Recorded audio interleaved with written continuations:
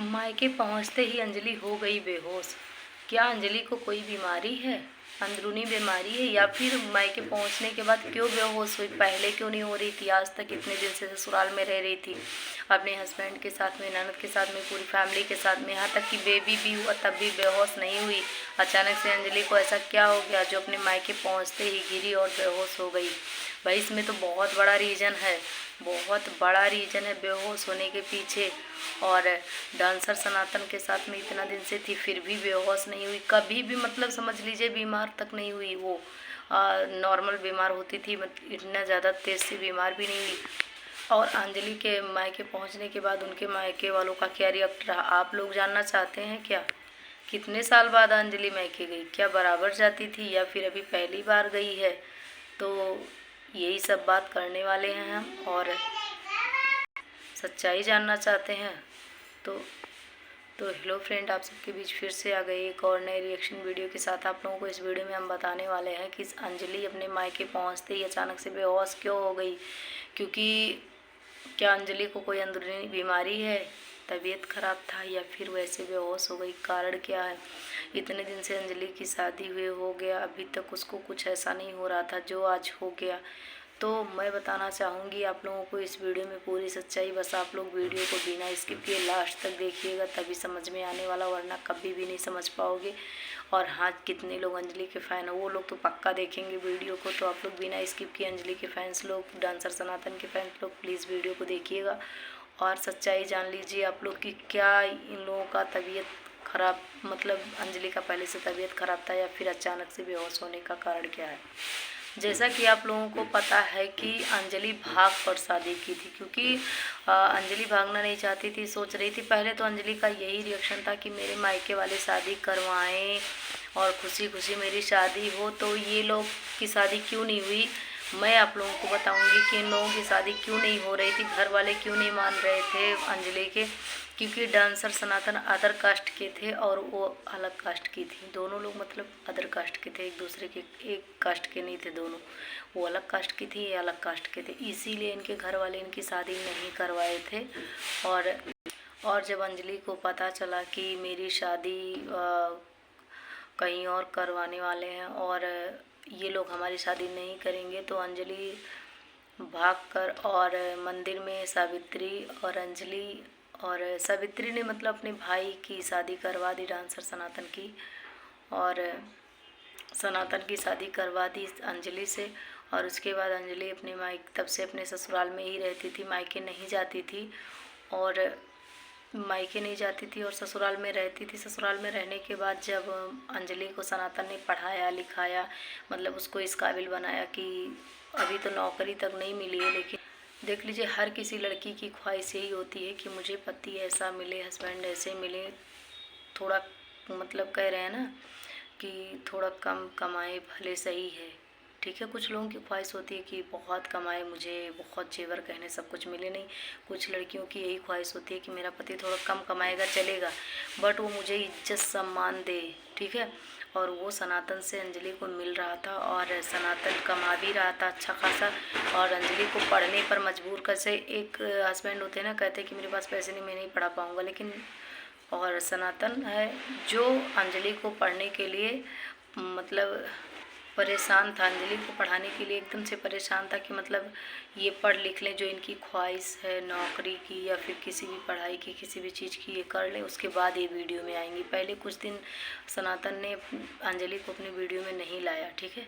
क्यों नहीं लाया? क्योंकि वो सोच रहा था कि जब ये वीडियो में मन लगाएगी तो पढ़ नहीं पाएगी, इसीलिए नहीं लेके आया। लेकिन जब अंजलि वीडियो बनाना मतलब वीडियो खुद बनाना चाह रही थी, तब सनातन वीडियो में लेके आया अंजलि को, और अंजलि अब वीडियो बनाने लगी, दोनों मिलके वीडियो बनाने लगे।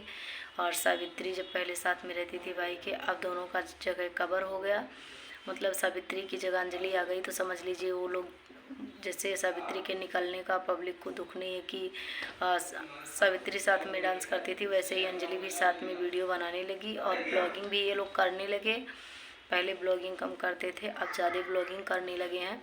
और जब अंजलि के पास पैसा आ गया, धन दौलत सब कुछ हो गया, कहते हैं ना कि इसके पीछे ना पूरी दुनिया भागती है, ठीक है। आप किसी भी कास्ट में शादी कर लो, कुछ भी कर लो, मतलब लेकिन ये है ना बहुत ही कम लोग, 100 में कहीं कहीं 2-4 लोग बचे होंगे जो इसके पीछे नहीं, इज्जत के पीछे पीछे भाग रहे हैं। जैसे मेरा कहने का मतलब है कि किसी की बेटी बहन शादी कर ली है और वो नहीं पूछेंगे अपने बच्चों को, ठीक है, क्योंकि वो लोग पैसे के पीछे नहीं भागेंगे। लेकिन कुछ लोग ऐसे होते हैं ना जो पैसा आने के बाद मतलब एक्सेप्ट कर लेते हैं। जैसे देख लीजिए यूट्यूब पर कितने सारे लोगों को आपने देखा है, मतलब कितने लोगों का नाम ले, हम नाम नहीं लेना चाहते किसी का, लेकिन आप लोग जानते होंगे कि तो इसी वजह से पहले अंजलि के पास उसके भाई आए, पहले आया, मिलके गया, उसके बाद बहन भी आई, बहन भी रही कुछ दिन साथ में।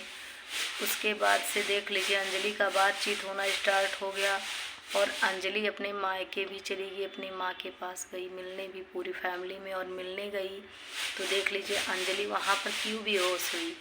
इसलिए अंजलि वहाँ पर बेहोश हुई कि वो अपनी माँ से कई साल बाद मिली थी, पहली बार मिली थी, इसीलिए वो खुशी के मारे बेहोश हो गई।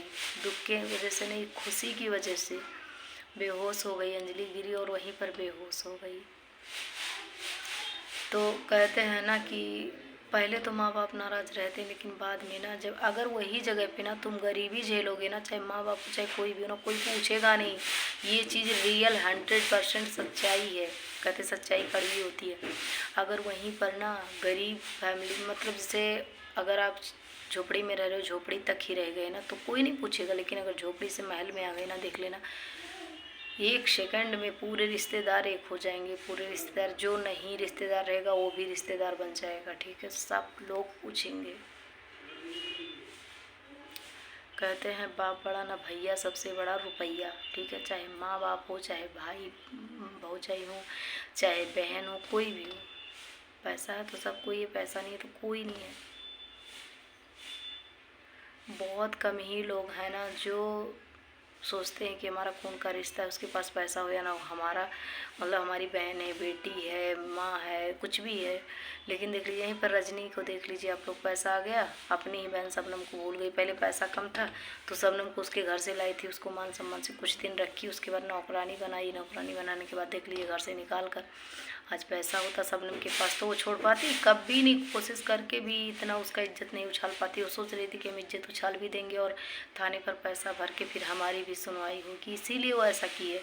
और शबनम जब हार मान गई ना तो कुछ लोग क्या हैं, शबनम को कह रहे थे कि पैसे के लिए कर रही थी, व्यूज के लिए कर रही थी।